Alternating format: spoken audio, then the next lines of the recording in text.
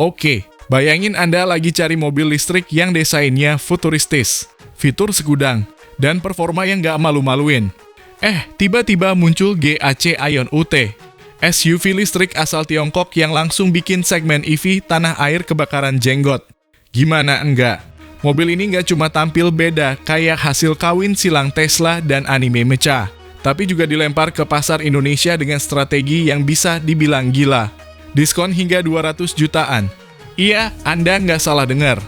Ini bukan promo cuci gudang, tapi strategi serius buat ngacak-ngacak peta persaingan EV di tanah air.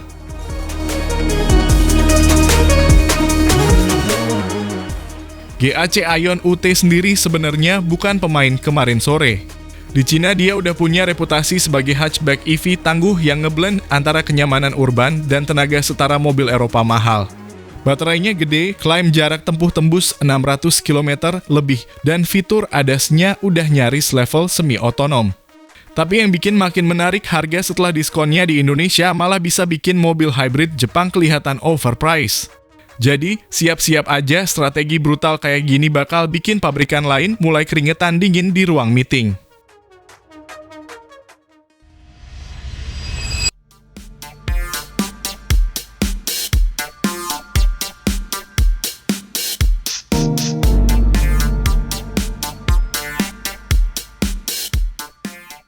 Halo semua, selamat datang di channel Oblitz.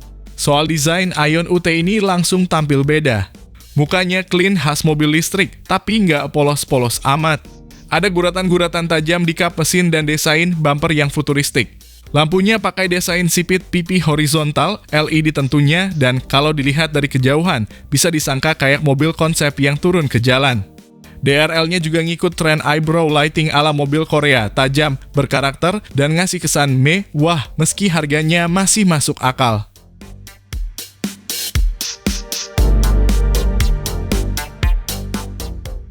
Geser ke samping baru kelihatan kalau Aion UT ini punya siluet yang manis dan proporsional.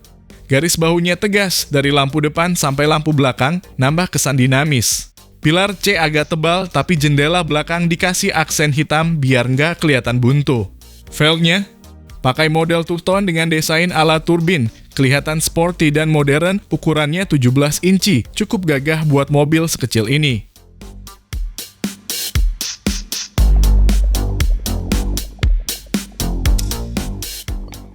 Di belakang Aion UT juga nggak kalah menarik.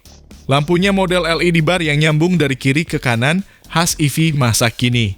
Bumper bawahnya punya aksen diffuser, meskipun cuma pajangan, tapi berhasil ngasih kesan sporty.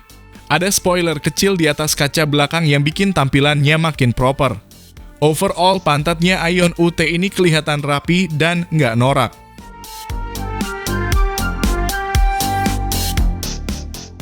Soal tenaga, Aion UT ditawarkan dalam dua varian motor. 100 kW alias 134 horsepower dan 150 kW alias 201 horsepower tergantung varian baterainya. Untuk ukuran city car, tenaga segini udah bisa bikin senyum-senyum sendiri tiap ngegas. Torsinya instan khas EV dan akselerasinya gesit di jalanan kota.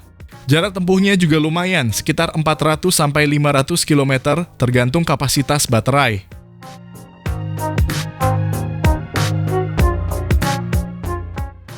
Masuk ke dalam Aion UT nggak terasa seperti mobil murah. Layout dashboardnya modern mengarah ke minimalis tapi tetap fungsional. Layar tengah 14,6 inci jadi pusat kontrol utama dan ada instrumen cluster 8,8 inci digital juga di balik setir. Setirnya flat bottom, desainnya mirip mobil Eropa dan semua tombol-tombol penting udah digital. Materialnya belum premium banget, tapi jauh dari kata murahan.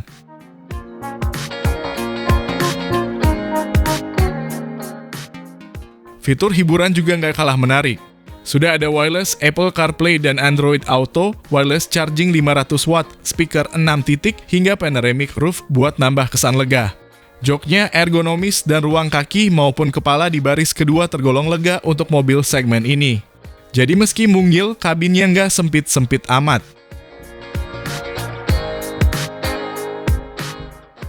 Di sektor keamanan, Aion UT sudah dipersenjatai ADAS level 2. Ada adaptive cruise control, lane keep assist, auto emergency braking, bahkan front collision warning. Sensor dan kameranya juga lengkap. Buat mobil di bawah 300 jutaan, ini sudah tergolong sangat impresif.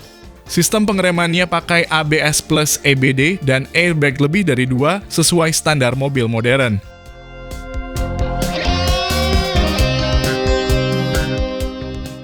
Salah satu keunggulan Aion UT adalah charging speed-nya. Dengan diisi fast charging, pengisian dari 30 ke 80% cuma butuh waktu sekitar 24 menit.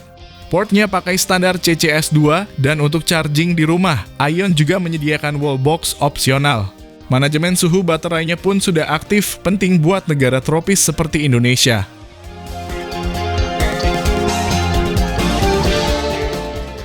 Banyak reviewer luar yang udah nyoba Aion UT bilang kalau mobil ini punya karakter handling yang ringan tapi tetap stabil. Setirnya enteng buat manuver di dalam kota, suspensinya agak firm tapi masih nyaman. Cocok buat Anda yang sering selap-selip di Jakarta atau kota besar lainnya. NVH alias noise, vibration, harshness juga cukup minim. Bukti engineeringnya nggak main-main.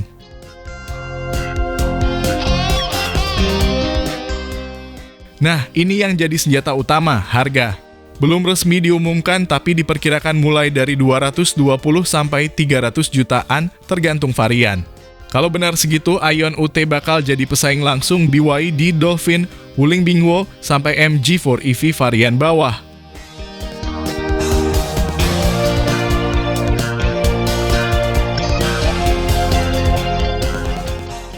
Lalu bagaimana menurut pendapat Anda mengenai dari mobil listrik baru Indonesia dengan values komplit ini?